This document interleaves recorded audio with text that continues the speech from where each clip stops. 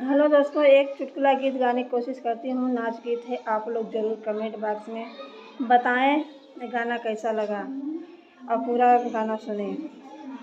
हसवरी बाजार अल बेला बैल में हमके जाए न देला, ओही रे बजरिया में नतिया बिकाला, ओही रे बजरिया में नतिया बिकाला।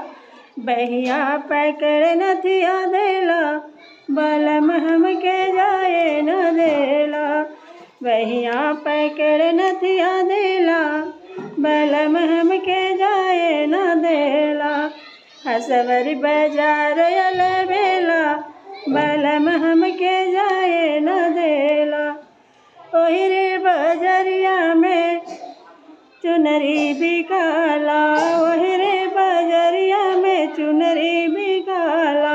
बहिया पकड़ चुनरी देला बलम हमके जाए न देला, बहिया पकड़ चुनरी देला बलम हमके जाए न देला।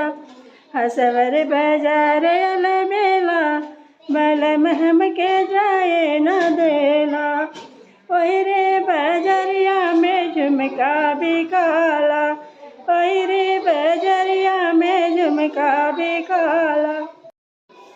बहिया पकड़ झुमका देला बलम हमके जाए न देला, बहिया पकड़ झुमका देला बलम हमके जाए न देला। हसवर बाजार अल बेला बलम हमके जाए न देला, हसवर बाजार अल बेला बलम हमके जाए न देला। धन्यवाद।